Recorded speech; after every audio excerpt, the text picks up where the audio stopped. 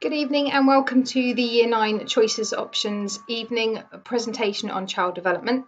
My name is Mrs. Rickman. I'm the lead subject teacher for child development here at St Peter's, and I'm going to take you through a little taster of what it is that child development can offer your son, daughter, and some of the topics that we cover, how the exam and the assessment works, and to answer any questions that you may have. I'm not going to spend too long on each slide, purely because I know you've got lots of things to look at this evening. So couple of key words from our subject vision there. We aim to develop successful learners with lots and lots of attributes that will help them to grow and thrive as individuals, to become family members and members of society. Child development introduces young people to the world of health and social care, and the wealth of vocational and academic professional roles that lie within that topic. We build confident learners, we build responsible learners, and we aim to support and nurture students to want to do the absolute best they can in a subject that they really enjoy. The option subjects run on 3 periods a week with home learning set weekly. The child development course is slightly different to some of the other GCSEs in that we have a 50-50 ratio of evidence-based. So 50% of it is exam and 50% is a coursework portfolio. All of that coursework portfolio is produced using IT. So our child development classroom up at Southbourne has a full suite of computers and laptops which are available every lesson. And students will be able to use their Office 365 and their Teams platforms to submit and open work, sometimes during lessons for home learning, etc. So we do offer a real balance between written and digital work.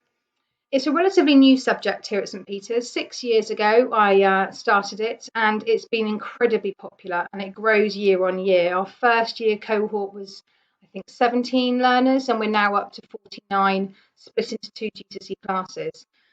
Our results speak for themselves, and on the screen there you can see how we performed in 2019 and 2020.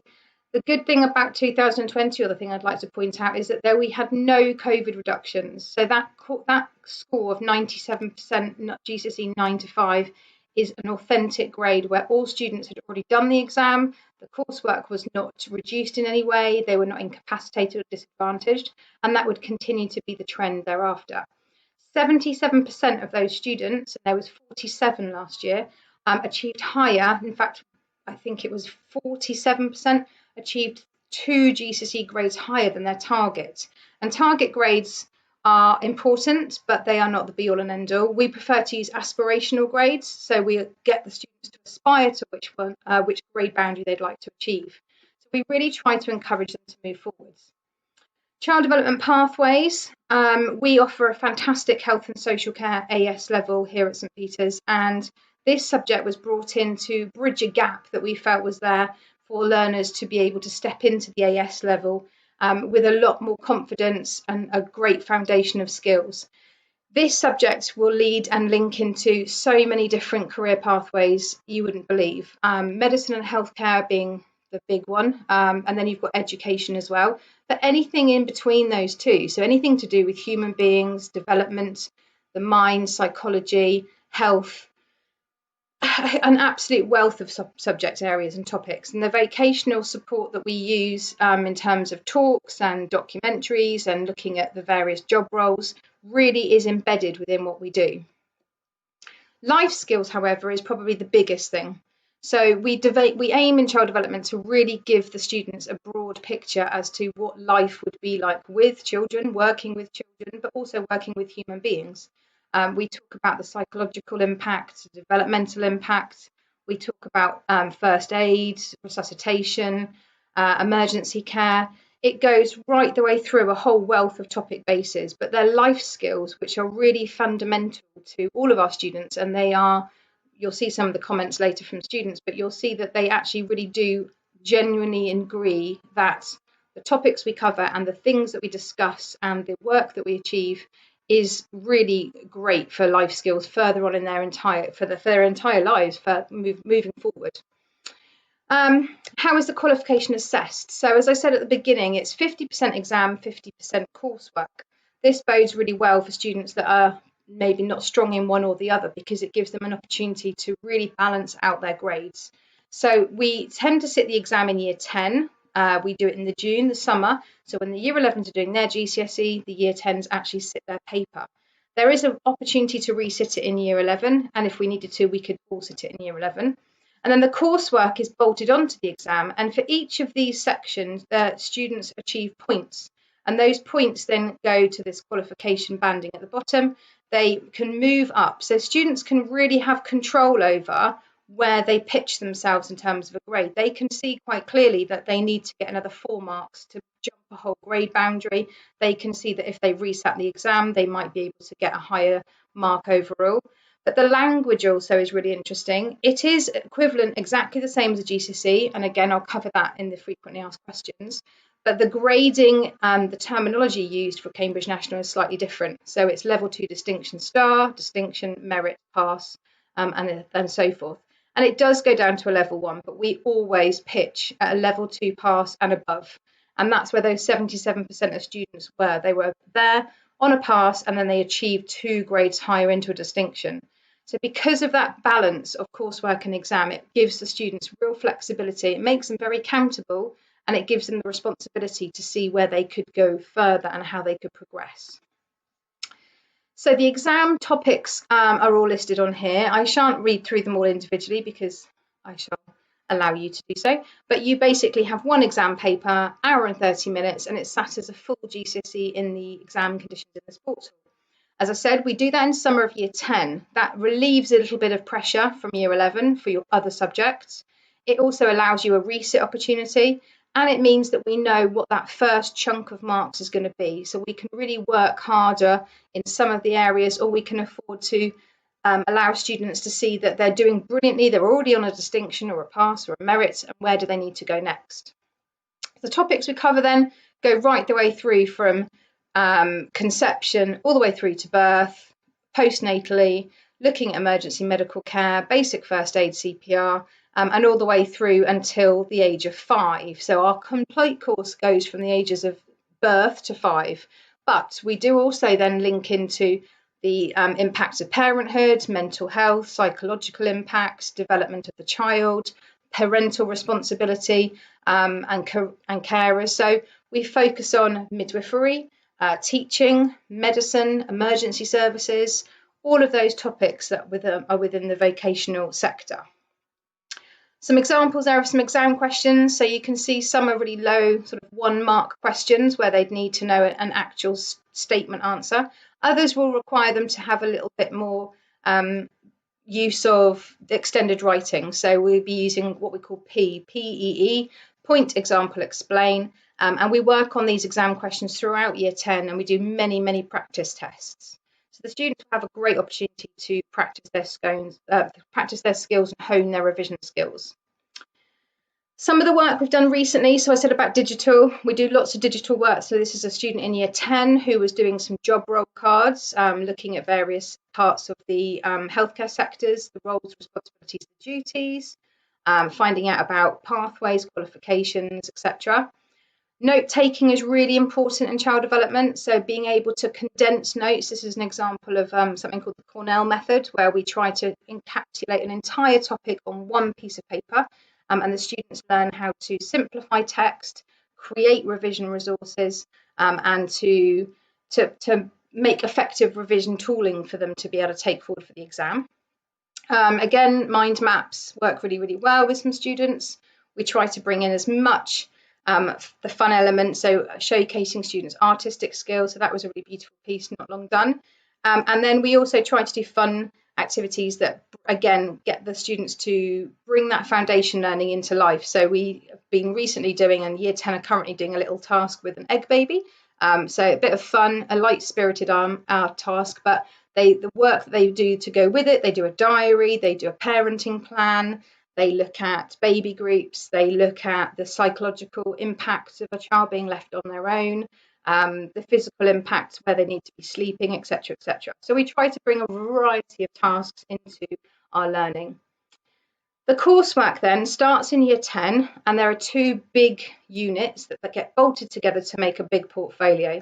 And some of the examples of things we do. So nursery equipment, the students have to look at safety, design and ergonomics, choosing equipment for a scenario and making choices from that, so which ones they're selecting based on those factors. We then have to do nutrition. So within the nursery scenario, again, the students will look at good nutrition, bad nutrition, what nutrition does for us, the different types of food groups, and they'll put together presentations. These are single sheets out of possibly 20 to 30 page documents, looking at menus, planning, and then they actually get to do a practical task with this one where they get to design and put together a menu plan, actually cook it using effective hygiene, present it, and consider then how they're going to address the nursery scenario where they've got to feed multiple children, and they compare it then to things like shop bought products. With all of this, the analysis of the nutrition is at the forefront of the task. So then they're looking at things like the Eat Well guide, the traffic light system, working out fats and saturates and sugars and salts, and applying all of that into their work. RO20 then is the year 11 coursework, which the year 10s will be starting now when we get back. Yes, we'll be starting when we get back. We start at the end of year 10, middle way through. We try to change the tasks up so that they're not always working on the same topics. And this one is putting on a health visitor hat, really. They'll be looking at the developmental milestones of a child. So they'll be working through what are milestones, how do children develop. Then they'll be putting on teacher hat, and they'll be looking to see how children learn through play. So they will be identifying the physical, intellectual, social, emotional benefits of an activity, planning that activity, and then actually carrying it out. And this is the one note that's probably most important, is that all students who take child development will need to know a child outside of school between the ages of 1 and 5. They won't need this until year 11, the very end of year 10, beginning of year 11. But they need to be a sibling, a family member, or somebody nearby that they can build a good relationship with and actually use them as part of their study. Because for their final section, their child study, which is the biggest section of marks for this unit, they will be producing a study plan where they have looked at that child's milestones, identified an area of potentially weakness, then looked into activities, planned and carried out those activities, researched, observed, and then, there we go, carried them out with the child, taken notes, done some snapshot observation, and then again, they'll be evaluating that child's performance to see how well they did, what they could do better, how well the child may have progressed through their activity. So all of those things will be formatted into their child development portfolios. Right, common misconceptions and frequently asked questions. So on the evenings when I do this at school, these are some of the questions that always come up. It's all about babies. No, it's absolutely not. And I'm sure from what you've read so far and from that little short paragraph there, you can see that we are way more than just about babies. Boys don't do child development. Yes, they absolutely do. Granted, we do have much more of a female base, but we have had many students go on to do great things. So Great Ormond Street paediatric consultant, a successful primary teacher, pharmacist, another as a paramedic. They've all done extremely well in child development. So as long as they're prepared to work hard, focus on what they're doing, then we will 100% enjoy having boys in the classroom for sure. We have to take a baby home. No, you don't, but you can if you want to. COVID restrictions at the moment make it very difficult, but we have 2 Real Care babies at school that we fundraised really hard for. They are very expensive bits of kit, but they are fantastic fun. And the simulations, whether it be a night or a weekend, are a brilliant eye-opening opportunity for the students. We've got 2 babies, as I said, they are about £1,000 per baby. So we'd love to be able to fundraise for more, but we'll see how we get on with that one. But yes, they are an optional, they are not a requirement. And the last one, child development isn't a GCSE. It most certainly is, and actually it's a really challenging one. There is a huge range of learning styles. The expectation to work independently is really high. We produce large portfolios of evidence which the students work along and chip away at, and they are responsible and have to be accountable at all times for their own work. We keep everything digital, so they need to be really sort of organised, logical, keep things safe. They will use the Harvard referencing system. We will do appendices. We look at how to research effectively, how to copy and paste links, web links to include and incorporate videos into our work. There's a whole wealth of skills, just academic skills, that will help them to then go on to AS levels, vocational apprenticeships, all of the college courses. And we are very well thought of and very well regarded within that. You'll find that child development students have a much better way of working independently as a result of this subject.